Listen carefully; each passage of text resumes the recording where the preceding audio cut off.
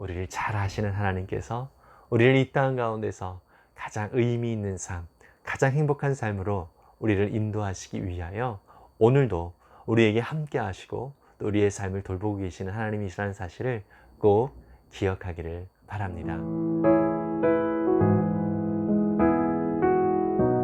안녕하세요. 이태희 목사입니다. 오늘도 우리에게 귀한 날 주신 주님께 감사를 드리고요. 또 주님의 말씀을 사모하여 이렇게 말씀 가운데 나온 여러분들을 사랑하고 축복합니다. 오늘 우리에게 주실 은혜의 말씀은 시편 139편 1절에서 12절까지의 말씀입니다. 제가 세번역 성경으로 읽도록 하겠습니다. 주님께서 나를 샅샅이 살펴보셨으니 나를 환히 알고 계십니다. 내가 앉아 있거나 서 있거나 주님께서는 다 아십니다. 멀리서도 내 생각을 다 알고 계십니다. 내가 길을 가거나 누워 있거나 주님께서는 다 살피고 계시니 내 모든 행실을 다 알고 계십니다. 내가 혀를 놀려 아무 말 하지 않아도 주님께서는 내가 하려는 말을 이미 다 알고 계십니다. 주님께서 나의 앞뒤를 두루 감싸 주시고 내게 주님의 손을 얹어 주셨습니다. 이 깨달음이 내게는 너무 놀랍고 너무 높아서 내가 감히 측량할 수조차 없습니다. 내가 주님의 영을 피해서 어디로 가며 주님의 얼굴을 피해서 어디로 도망치겠습니까? 내가 하늘로 올라가더라도 주님께서는 거기에 계시고 수월에다 자리를 펴더라도 주님은 거기에도 계십니다. 내가 저 동력 너머로 날아가거나 바다 끝 서쪽으로 가서 거기에 머무를지라도 거기에서도 주님의 손이 나를 인도하여 주시고 주님의 오른손이 나를 힘있게 붙들어 주십니다. 내가 말하기를 어둠이 와락 나에게 달려들어서 나를 비추던 빛이 밤처럼 되어라 해도 주님 앞에서는 어둠도 어둠이 아니며 밤도 대낮처럼 밝으니 주님 앞에서는 어둠과 빛이 다 같습니다. 아멘.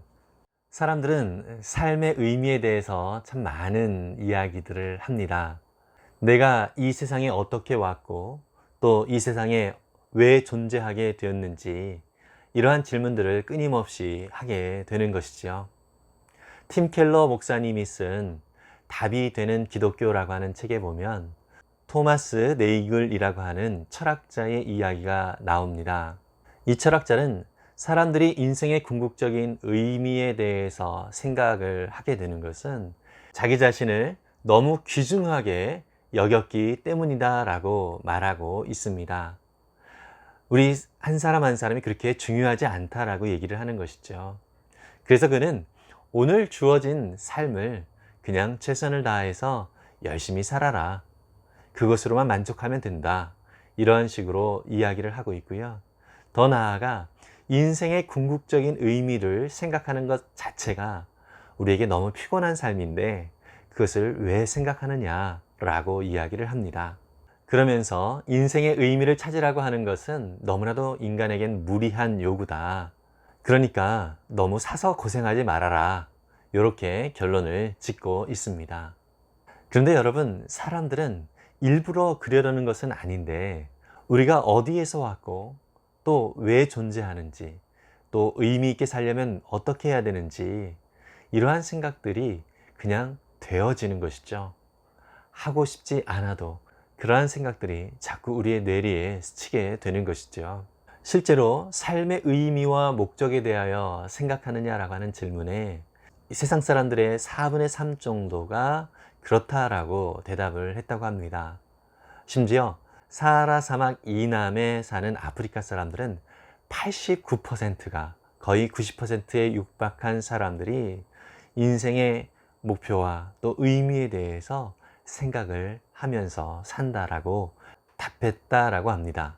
마르틴 하이데거라고 하는 철학자는 존재와 시간이라고 하는 그의 저서에서 사람들이 다른 생명체와 다른 것은 바로 사람들은 인간의 실존과 또 삶의 의미에 대해서 끊임없이 생각하고 있다라고 하는 점이라고 말하고 있습니다.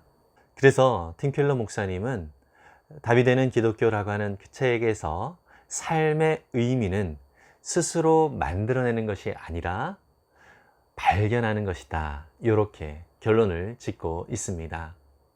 정말 그렇습니다. 우리의 삶이라고 하는 것, 이 의미는 바로 우리가 스스로 사람들이 찾아낼 수 있는 것이 아니라고 하는 것이죠.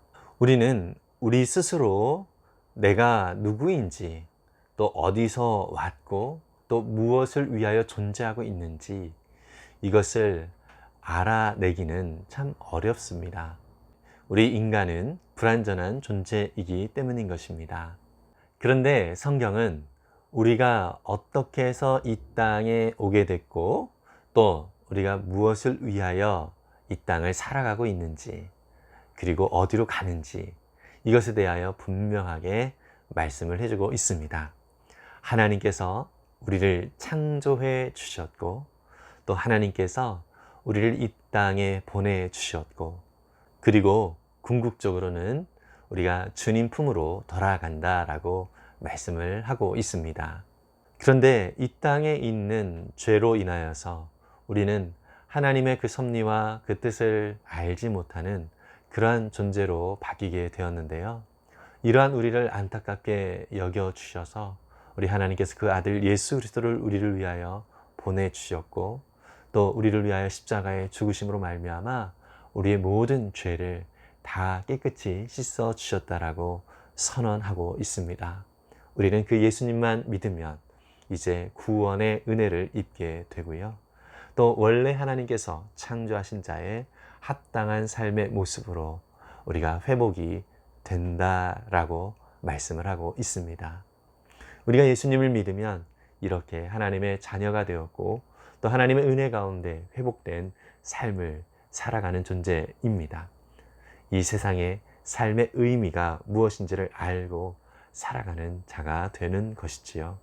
우리가 하나님의 사랑을 받는 자이고, 또 오늘도 하나님의 관심 가운데 있는 자라고 하는 사실을 알게 되면 우리의 삶은 참 많이 달라지는 것을 우리가 느낄 수 있습니다.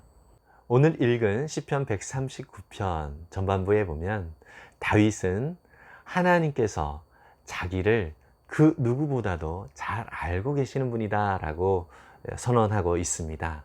다윗이 무엇을 하고 있는지도 다 아시고, 심지어 다윗의 생각까지도 다 알고 계시는 하나님이시다라고 이야기하고 있지요. 그렇기 때문에 다윗이 다 말을 하지 않아도 이미 말하기 전에 하나님께서 어떠한 말을 할지도 다 알고 계시는 분이시다라고 이야기를 하고 있습니다. 하나님이 그러한 분이시다라는 사실을 이 다윗은 알고서요, 참으로 놀랍다라고 얘기를 하죠. 정말 하나님의 생각이 너무 높아서 자기가 측량할 수 없다라고 이야기를 합니다. 그래서 다윗은 자기 자신이 주님을 피해서 어디로 갈 수도 없다라고 이야기를 합니다. 주님의 눈을 피해서, 우리 하나님의 눈을 피해서 어디로 간다 할지라도 하나님은 다 알고 계시기 때문이라는 것이죠. 이런 얘기를 들으면 참 하나님이 참 무서운 분이시다라는 생각이 들지 않습니까? 어쩌면 스토커와 같은 그런 모습으로 하나님이 비춰지지 않는가, 그런 생각이 들기도 합니다. 그러나 여러분, 하나님은 왜 우리를 그렇게 살피시고 또 우리를 그렇게 보살펴 주실까요? 반려동물을 키우는 사람들 중에 집안에 CCTV를 많이 설치한다라고 합니다. 왜냐하면 이 반려동물에게 문제가 생길 때에 그 문제를 확인하기 위해서이고, 또 그 반려동물을 더 잘 기르기 위해서 그렇게 CCTV를 설치해서 늘 살피고 있는 것이죠. 하나님께서 우리를 늘 살펴보시고 늘 또 우리의 생각까지도 아신다라고 하는 이유는 무엇일까요? 바로 하나님께서 우리를 더 행복한 삶, 더 복된 그 은혜의 길로 인도해 주시기 위함이라고 하는 것이죠. 11절에 보니까 다윗의 삶에 어두움이 몰려온다 할지라도 주님은 오히려 그것을 대낮처럼 밝히 보이신다라고 말씀을 하고 있습니다. 주님은 밤이나 낮이나 상관없이 우리를 살피실 뿐만 아니라 밤도 낮처럼 보신다라고 말씀을 하고 계시는 거죠. 우리에게 볼 때는 어둠처럼 정말로 앞이 깜깜한 그러한 상황이라 할지라도 우리와 함께 하시는 그 하나님 앞에 우리의 삶을 맡길 때에 그 삶은 나처럼 환히 밝혀진다라고 하나님께서 우리에게 약속해 주고 있는 것이죠. 정말 그렇습니다. 비록 우리가 볼 때는 너무 막막하고 너무 깜깜해 보인다 할지라도 우리가 하나님께 모든 것들을 맡길 때에 하나님께서는 그것을 낮에처럼 환하게 밝히 비춰주시고 또 우리가 그것을 이겨낼 수 있도록 하나님이 도우시고 인도해 주시는 분이시다라고 하는 사실을 우리가 마음에 꼭 간직하기를 바랍니다. 아이들이 어렸을 때에 심야 기도회를 하게 되면 아이들을 데리고 저녁에 교회로 오게 되어지죠. 아이들이 교회에서 이렇게 함께 있다가 너무 늦게 끝나게 되니까 유아실에서 잠이 들게 됩니다. 그래서 심야 기도회가 다 끝나면 아이들을 업고 이제 집으로 데리고 가게 되죠. 집으로 아이들을 데리고 가서 잠자리에 아이들을 내려놓고 재우지요.